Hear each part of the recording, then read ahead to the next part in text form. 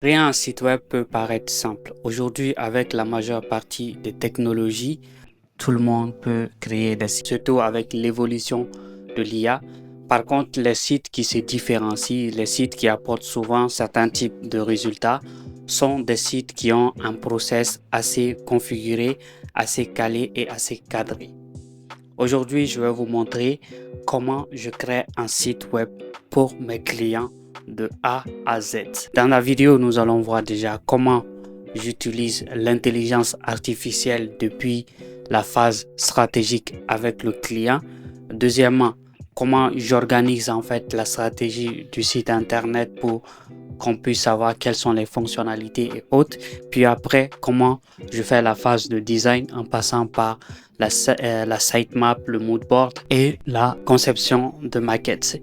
Puis après, comment j'utilise WordPress pour le développement. Oui, WordPress pour intégrer ma maquette. Alors, ce qu'il y a, c'est que très généralement, quand je rentre en contact avec le client dès les premiers contacts, on remarque que souvent le client a besoin d'un site internet mais n'a pas une direction spécifique sur le sujet. C'est-à-dire que la personne a du contenu, les informations sur son entreprise mais c'est pas organisé. Parfois, il y a certains qui ont des cahiers des charges mais tu trouveras que les cahiers des charges ne sont pas bien configurés. Et donc, dans ce cas, ce que je fais, c'est que j'envoie un questionnaire au client. Donc, comme ce que vous pouvez voir ici à l'écran.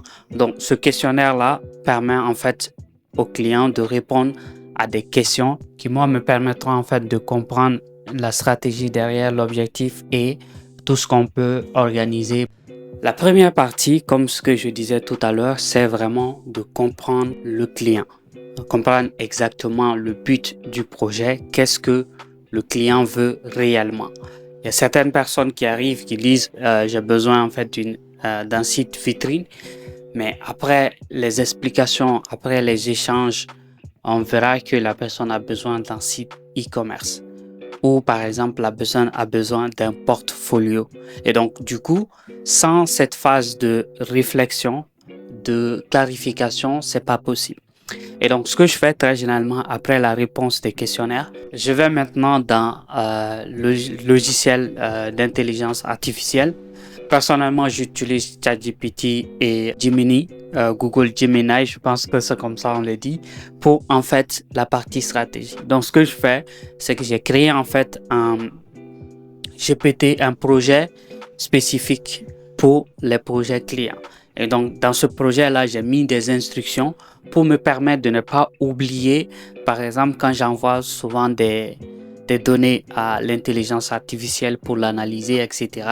Et donc, ça me permet en fait de gagner plusieurs temps. Donc, principalement, j'utilise l'IA. Pourquoi? La première des choses, c'est de structurer les informations. Donc, pour cela, on va commencer d'abord par le profil du persona, c'est-à-dire à travers les réponses des questionnaires, des questions du questionnaire, on va définir en fait le profil de l'utilisateur, qui est le persona, qui va consulter le site internet. Après, il y a la partie des fonctionnalités. Est-ce que le site va contenir un formulaire de contact? Est-ce que le site va avoir en fait un outil qui permet d'optimiser le référencement? Est-ce que le site va avoir des collections qu'on appelle souvent des types de publications personnalisées? Donc, une fois que ces informations sont structurées, après, on va aussi clarifier la proposition de valeur avec ça, avec l'intelligence artificielle. Et aussi, la partie copywriting, c'est-à-dire définir les messages clés du site internet. Donc ça, c'est un aspect aussi qui est souvent, je confie à l'intelligence artificielle qui peut me donner plusieurs idées. Après cette partie, il y a la partie hiérarchie du contenu. Donc là, c'est quoi? C'est comment est-ce que le contenu va être structuré sur le site internet. Et donc, c'est là qu'on va parler de sitemap. Et donc, dans ce cas, on va réfléchir en fait au parcours de l'utilisateur quand il arrive sur le site, la page d'accueil, la page à propos ou bien la page de service, telle page, ainsi de suite. Et souvent, très généralement, quand on fait ce travail, vous pouvez en fait sentir directement le changement qui peut directement être visible et clarifier en fait le message. Si je prends par exemple le projet de l'ONG Ahmed que j'ai réalisé récemment, vous allez voir en fait que ici par exemple, vous pouvez voir que on a en fait un slider qui fait défiler en fait les informations avec des images, mais le message, il n'y a pas de message assez fort là-dessus. Donc, après avoir analysé ces contenus et les échanges que j'ai effectués avec le coordinateur de projet, je suis arrivé à ça, au cœur des communautés, bâtissons demain durablement.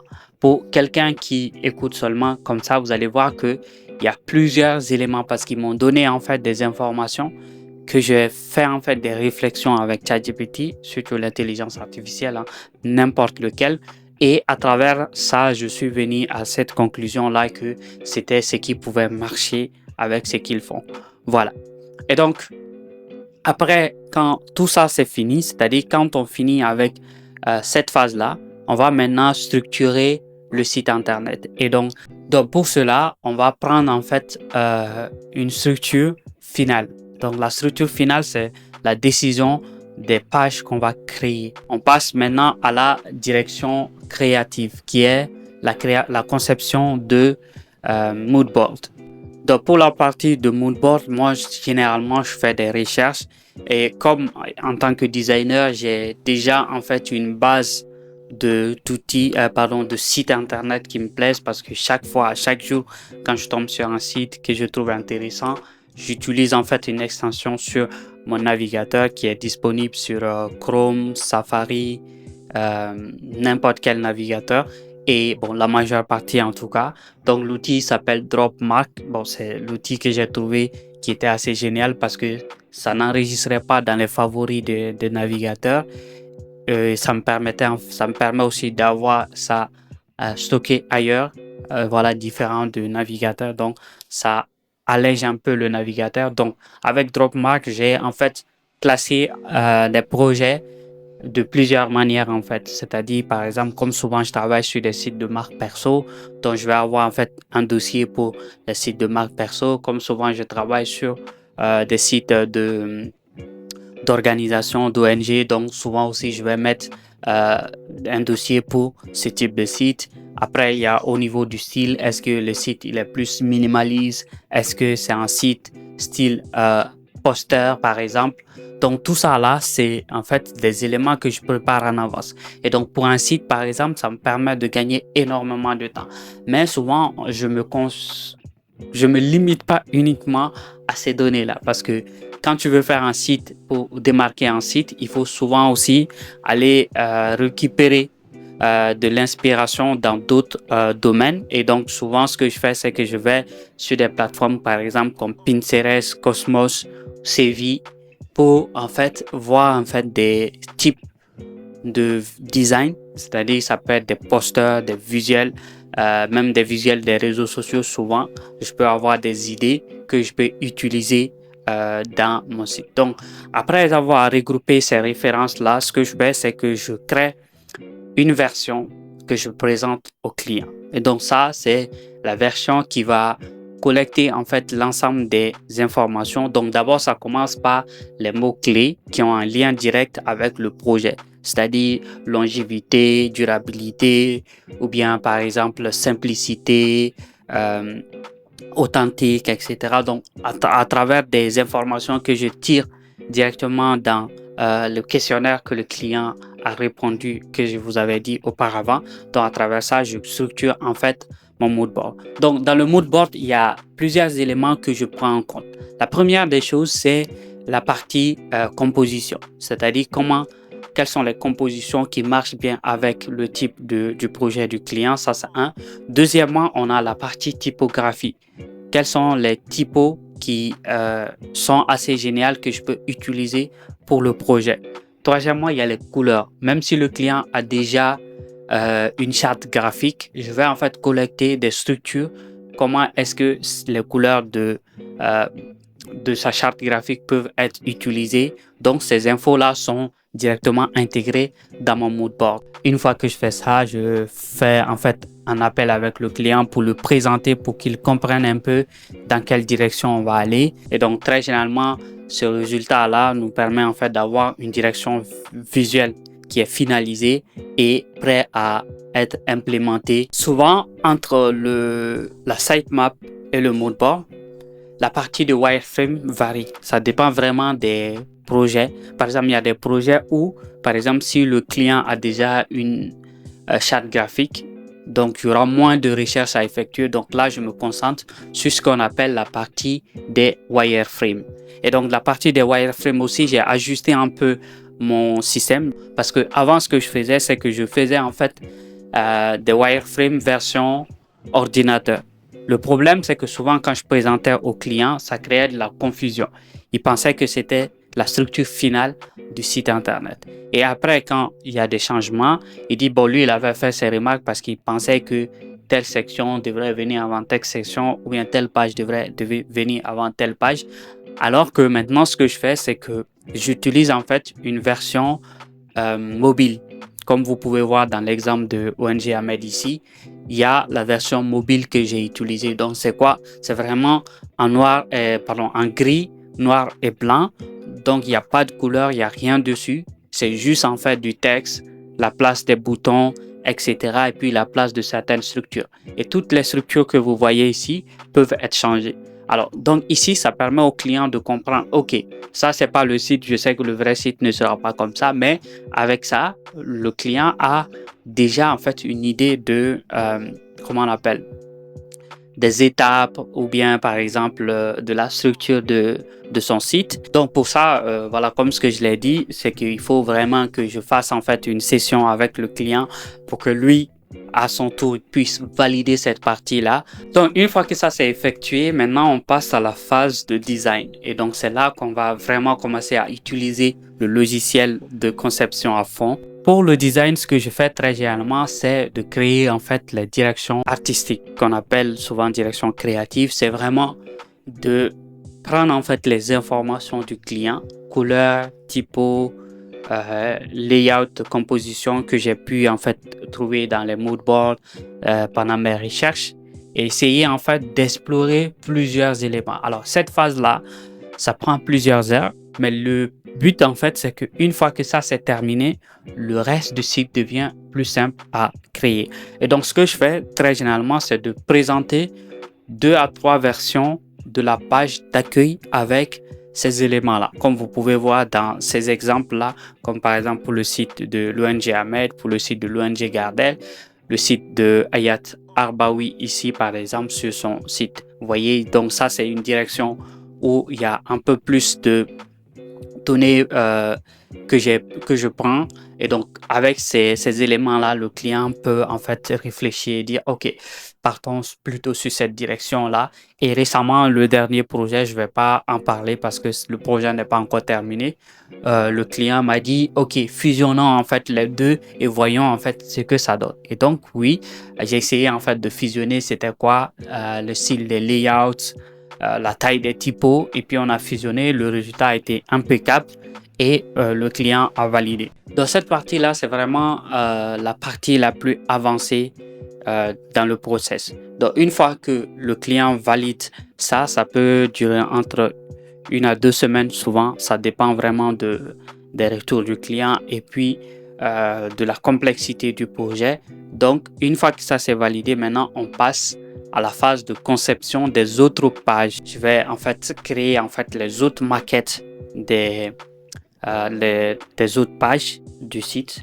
Et comme ça me permet en fait d'avoir directement une direction spécifique pour ça. Et donc, une fois que ça c'est effectué, donc ce que je fais, c'est que je vais organiser tout ça et présenter ça au client. Donc, la présentation, j'utilise souvent Loom pour présenter en fait le prototype, expliquer un peu voilà l'orientation des pages, et aussi sur Figma, je fais un petit prototype souvent en fonction du temps et en fonction aussi du budget. Le prototype peut être beaucoup plus avancé, mais souvent c'est vraiment des boutons qui naviguent entre 2 ou 3 pages ou entre des sections et des sections, vraiment pour que le client ait une idée de comment est-ce que les gens pourront naviguer sur son site, et ça lui permet aussi entre-temps de valider les images, la structure des contenus. Et souvent, je demande aussi aux clients de donner directement ses retours sur les maquettes au lieu de dire ok, je te fais ça, je te les envoie, parce que souvent tu comprends pas de quoi la personne veut parler. Mais sur la maquette, si la personne laisse directement un commentaire, tu rentres dans ton logiciel Figma, tu vois les commentaires sont affichés dans l'interface de Figma, et donc là tu peux directement commencer à regarder en fait les commentaires et appliquer les modifications que le client demande. Alors ces révisions là aussi, je mets souvent des limites en fonction bien évidemment du budget du client. Ça peut aller à 3-4 révisions ou soit même à des révisions illimitées. Donc après cette phase, si la maquette est validée, maintenant on va passer à la phase de développement. Ici, je ne vais pas beaucoup m'attarder parce que dans la phase de développement aujourd'hui, on a des milliers de possibilités. Il y a en fait, moi j'utilise personnellement WordPress. Je vais vous expliquer un peu pourquoi tout de suite. Mais je sais que voilà, aujourd'hui sur le marché, des outils comme Webflow, Framer et voilà, Lovable qui est un outil de vibe coding et plusieurs autres outils d'intelligence artificielle commencent à avoir beaucoup de poids. Pourquoi moi j'utilise WordPress? Parce que déjà, j'ai commencé par WordPress, ça c'est un. Et deuxièmement, la majeure partie des clients que j'ai me demandent en fait la solution qui pourrait les arranger. Alors, moi, je leur pose souvent certaines questions pour leur dire, OK, est-ce que le site va être comme ça? Est-ce que ça va être ça? Et donc, en fonction de ces infos-là, voilà, si par exemple, je dis quelqu'un qui me dit, bon, j'aime en fait les sites assez modernes, assez flashy, je sais que forcément, pour que ça puisse aller très, très rapidement, on va travailler avec un développeur spécialisé en Webflow, par exemple, pour intégrer sur ça. Mais si c'est un site avec un peu d'animation, mais pas trop excédé, donc là, je pense qu'avec WordPress, il y a plusieurs possibilités de le faire. Alors, ce qui est intéressant aussi avec WordPress, c'est que c'est une plateforme indépendante. Le client peut prendre en fait les fichiers que moi je lui donne, héberger sur sa propre plateforme qu'elle veut, et puis, ou bien qu'il veut. Et puis après, la gestion aussi peut être beaucoup plus simple. Du moins, ce que j'ai compris sur, voilà, la majeure partie de mes clients sont des clients francophones, donc ils parlent le français. Et je pense que, bon, actuellement, des outils comme Webflow ont commencé à ajouter en fait ces options-là. Mais WordPress aussi, c'est un outil qui est très connu, surtout dans la communauté francophone. Donc, ça permettait en fait aux clients de facilement trouver en fait quelqu'un qui peut l'aider dans la gestion du site. Mais cela n'inclut pas que moi aussi j'inclus en fait des forfaits de support aux clients, mais ça va dépendre souvent de leur budget de maintenance. Et je pense qu'avec Webflow aussi, avec WordPress, il y a un peu plus d'autonomie, un peu plus de flexibilité. Déjà, avec WordPress aussi, comme ça fait plusieurs années que je l'utilise, je maîtrise un peu l'optimisation pour le SEO. Le temps de chargement aussi qui est souvent très très important, le responsive design que je maîtrise beaucoup, surtout avec Elementor. Avant que je livre le projet au client, je fais en fait un petit checklist des éléments. Donc très généralement, ça va être au niveau de la performance du site. Est-ce que le site se charge assez rapidement? Donc j'utilise en fait un module sur WordPress qui s'appelle Google Sitekit. Donc c'est en fait un module de Google qui permet en fait de connecter en fait les autres outils de Google pour la gestion d'un site internet. Après, il y a le test en fait des versions mobiles. Souvent, c'est très important de savoir que le site va bien marcher sur les smartphones. Après, il y a la partie accessibilité et la partie SEO. Et surtout sur WordPress, la dernière chose et la plus importante aussi, je pense, c'est la partie de sécurité qui est très très importante parce que voilà. Et donc ce qui fait que sur WordPress, j'évite en fait d'utiliser beaucoup de comment on va dire, d'extensions. Vu que j'utilise pas des templates, j'utilise en fait des frameworks pour intégrer en fait mes maquettes sur WordPress. Donc du coup, ça me permet en fait de facilement optimiser le site avec les modules que moi-même je vais installer pour des fonctionnalités. Et vu que ces modules-là, je les ai utilisés des années et des années sur plusieurs sites. Donc, ça me montre que ces modules sont sécurisés. Il n'y a pas de problème avec ces modules-là. Donc, ce sont eux que j'installe. Et très généralement sur WordPress, j'évite vraiment d'aller à 10 modules. Vraiment, je fais mon maximum pour être en dessous de ça, pour que le site soit assez rapide à charger et aussi sécurisé. Et vu en fait l'évolution du marché, de l'industrie, etc., récemment, j'essaie en fait de m'orienter un peu vers Framer. Alors, pourquoi Framer? Parce que je trouve qu'avec Framer, je pourrais créer des sites assez rapidement. Parce que Framer, c'est beaucoup plus proche de, comment on appelle, de Figma. Et personnellement, je l'ai utilisé pour faire des prototypes quand j'utilisais Adobe XD, avant que Framer ne devienne un outil de conception de site. Mais après, quand c'est devenu un outil de conception de site, je ne voulais pas vraiment me lancer là-dessus parce que j'étais déjà sur WordPress. Mais aujourd'hui, je pense que je maîtrise beaucoup assez WordPress pour en fait explorer d'autres technologies. Donc, bientôt, je vais peut-être vous présenter des projets que j'ai réalisés sur Framer. Au début, quand j'ai commencé en fait à créer des sites internet, je me rappelle mon premier projet de site, c'était en 2014 et c'était en fait pour mon blog de droit. Et après, je me suis formé sur le développement front-end, HTML, CSS, etc. Mais aujourd'hui, sincèrement, le domaine, je pourrais dire, ça c'est un peu plus de 10 ans maintenant, le domaine a beaucoup évolué. Le domaine a évolué vers quoi? Vers des outils qui sont devenus de plus en plus puissants, qui allègent beaucoup plus le travail des gens. Par exemple, avant, on avait des outils de no-code, par exemple, comme Webflow. Après, il y a eu Wix Studio. Il y en a plusieurs. Et puis, en fait, le domaine évolue à chaque fois. Aujourd'hui, par exemple, c'est l'IA qui contrôle la majeure partie des conceptions. Même les technologies, par exemple, comme WordPress, ils ont récemment intégré la possibilité d'intégrer en fait les langages IA dans ton site internet. Donc, ça te permet en fait de faire certaines choses directement dans ton tableau de bord. Déjà, si vous êtes un entrepreneur ou si vous êtes par exemple un designer, n'hésitez pas à laisser en fait un commentaire sur ce que vous pensez de mon process. Et aussi, si vous avez des questions sur une partie du process que vous n'avez pas compris, je serais ravi en fait de vous donner en fait voilà mon avis et mon point de vue là-dessus. Et un mot pour terminer, sachez que l'IA ne remplace pas les designers. Ça, c'est un truc que je suis conscient de ça parce que j'ai remarqué, déjà j'avais fait une vidéo la semaine dernière où je parlais de la conception de visuels avec l'IA que vous pouvez voir ici.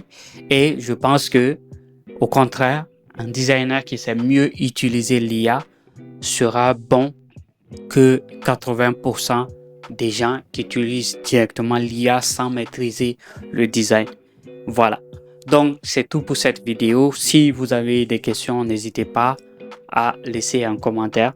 Entre-temps, portez-vous bien, restez simple.